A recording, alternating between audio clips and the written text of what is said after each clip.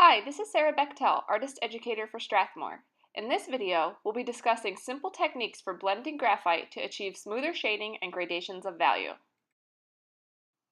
In the video titled How to Get Started with Graphite, I began this drawing of an apple and I have my basic shapes of value blocked in.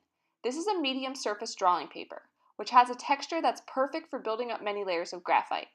But you can see that my shading looks grainy and speckled because the graphite hasn't gotten down into the deepest points of the paper's texture. So to achieve more uniform shading, I'm going to use some blending techniques. One easy way to blend is to use harder graphite. I did my initial shading with an HB and a 2B pencil, but I'm going to switch to a 2H pencil. Because the 2H pencil is much harder, it maintains a sharp point for longer. That hard, sharp point smooths out the existing graphite and can get down into those low spots of the paper. This gives my shading a more uniform appearance. When working with hard pencils, I'm careful not to press too hard because they can flatten or gouge the paper when heavy pressure is applied. A natural bristle paintbrush also makes a great blending tool. These brushes have stiff hog bristles that will push the graphite into all the cracks and crevices of the paper. I'm moving the brush in a circular motion to make sure the graphite gets worked into all the low spots of the paper.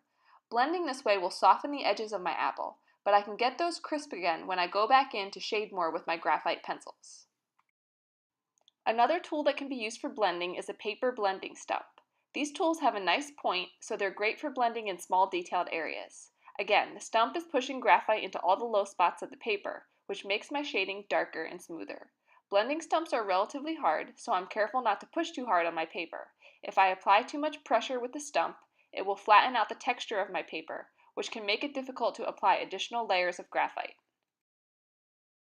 Although it may be tempting, I never blend graphite with my fingers. Even recently washed hands have oils on them, and blending with your fingers can deposit that oil onto your paper. Graphite is attracted to oil, so blending with your finger can cause unevenness in your shading. You can clearly see that the area where I rubbed my finger is much darker. Once I've completed my initial layer of blending, I'm going to go back into my drawing and add additional layers of 2B and 4B graphite to achieve the correct values and add more detail. I don't want my hand to smear the graphite, so I'm using a piece of scrap paper to protect my drawing as I shade. I'm slowly layering the graphite with linear strokes applied in different directions.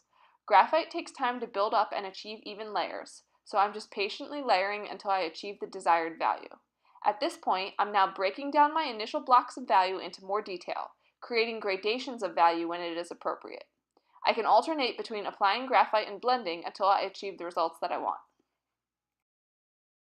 If there are parts of my drawing that accidentally get too dark, a chamois cloth is a great tool for lifting off graphite and making an area lighter.